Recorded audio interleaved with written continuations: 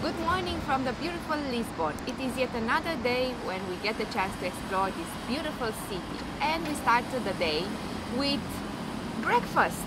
We are here at Padaria Portuguesa, and once again we tried to eat something Portuguese.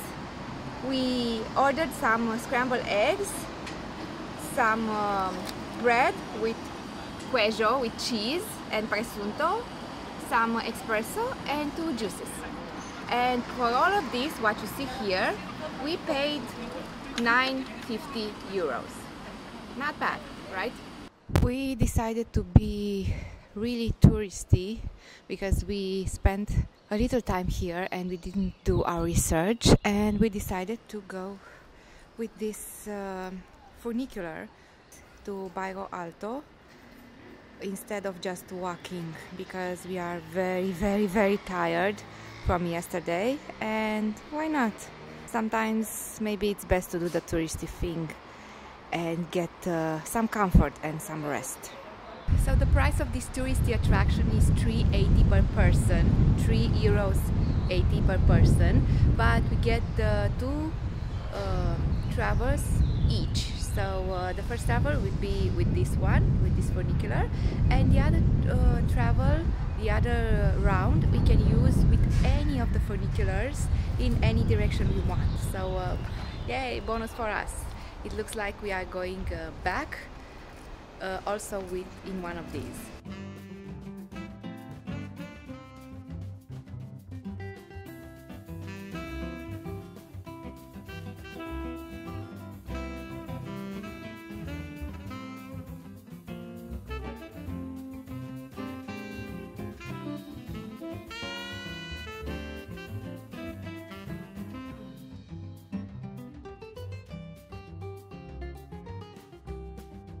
And voila, here you have a wonderful view over the Lisbon city from this Mirador, which is quite famous. Everybody comes here in Bairro Alto to this Mirador. I think it's the most filmed one, even if Lisbon has so many viewpoints, wonderful viewpoints. This is where people come. There are a few tourists, not a lot of tourists as I expected, but people started to come. So we don't have a plan for today. We are just going to wander through this wonderful Bairro Alto neighborhood. We have been here before, but now we are going to more in depth and looking at every cafe and streets and every sign on the building, and just spend a wonderful day in Lisbon. After all, this is the dream of every traveler, to have this time to spend and invest and not rushing through all the sightseeing. So now we have this time and I feel so lucky.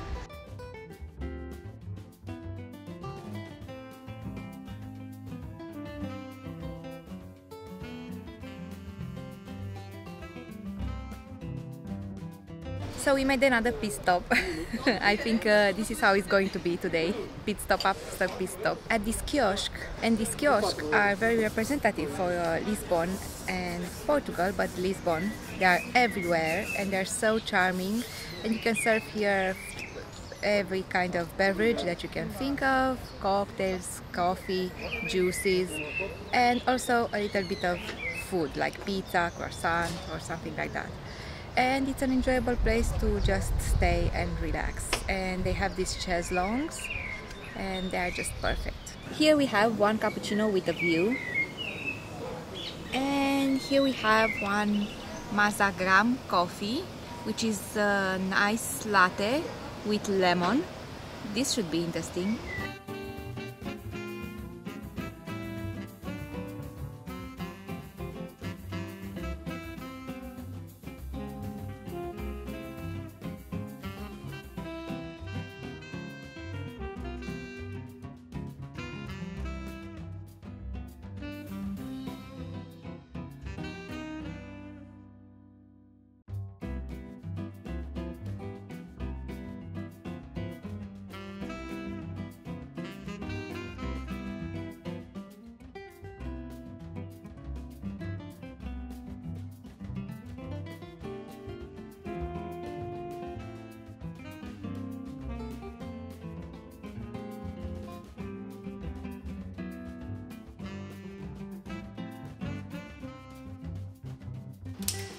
you. After a wonderful stroll to Bairro Alto and Principe was the one with the more fancy neighborhood and houses, and Bairro Alto is the more Portuguese and the more local one. So after all that, we made the first stop here at Bar Bica. Bar Bica is right next to the elevator, Bica elevator, and we have a wonderful view of the elevator going up and down, and it's simply wonderful, and the music is very nice here. So we stopped here for lunch and we ordered something light because today we kept on eating and drinking stuff, and we just ordered plate with some cheese and fruits, and Flavius ordered a burger with fries and just something, a light meal, you know us. And of course, with a good meal the gin cannot be absent, and the bartender recommended us a very good one. I understand that it's a premium one, Beefeater 24 premium something. Let me know in the comments if it's a good gin. Let's check on the waiter. But it tastes really good. And in the summer day, in the hot summer day like today, a gin is a must. Say something to the audience.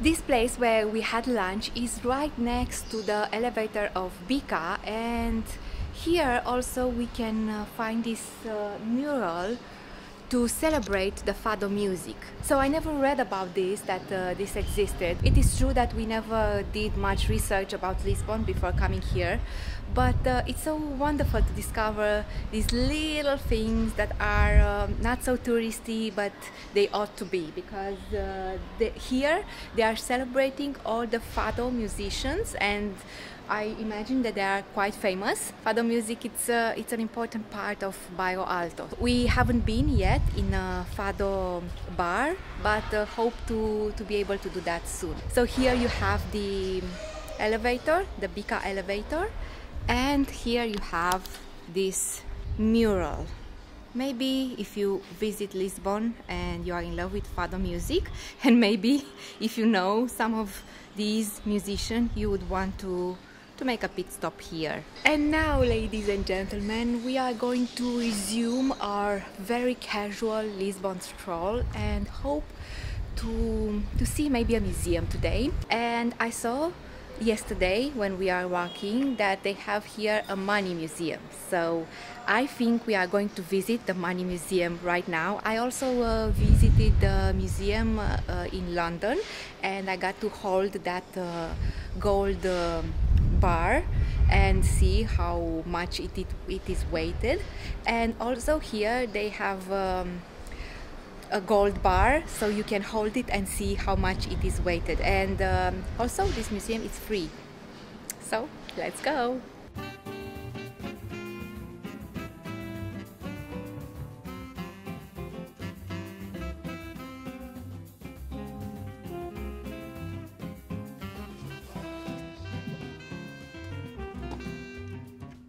Oh my god, Ashagay, is that heavy?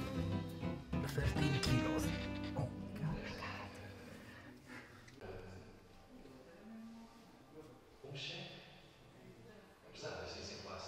In the 7th century, money came in all sorts of forms and shapes, not just like we know it today. So this here has a shape of knife.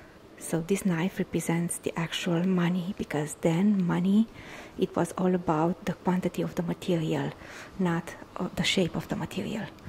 Very ingenious.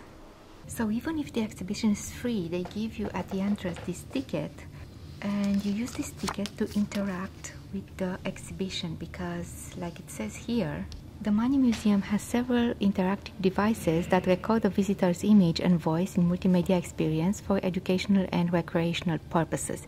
So you use this ticket in order to interact with the exhibition. So in this exhibition you can see all the types of banknotes they used during the different times and eras, and you can even see the fake ones. They are making here a comparison between the fake bills and the real ones. The one on top is real, the one on the bottom is the fake one.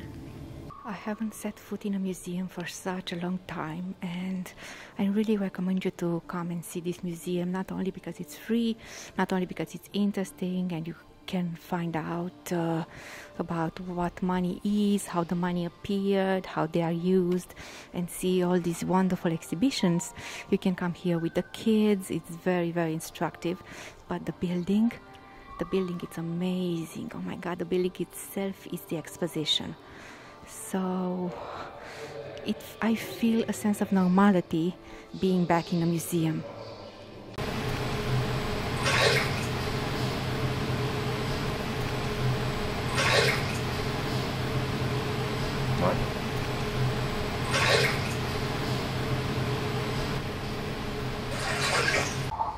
So this is King Dinish Wall.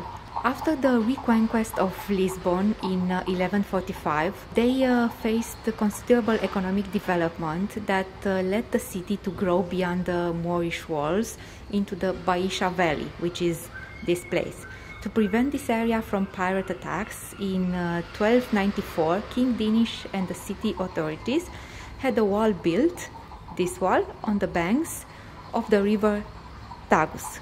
However, the project was never completed, and the part that had been built, this what you see here, was eventually integrated into the city urban's fabric. King Dinish's wall is listed as a national monument. And here, it's something very interesting. You see here, you can see what is the level of the ground in which period, and here we have year 1st AD. And there before our era, and before our era is where I stand right now. And up until 7th century, the ground level was up here. So, oh my God, how much the ground level has grown. And this wall, you go up, and it's to represent how much sand, how much dirt, how the level grew over the times. And this is the wall that was constructed and abandoned, and now it is integrated, and it's way below ground zero, what we call now ground zero. And here we have a well. And wells were very important because they were the suppliers of the water. Sometimes the water was drinkable, sometimes it was only for domestic use, but they are very important in the life of the city. And this is why it is important and represented here. And these things, these objects are the objects that they dug up when they excavate the wall. Such an interesting story and such an interesting place. A very well spent 2 hours. I think we are here like 2 hours, and we haven't had the time to actually see all the things.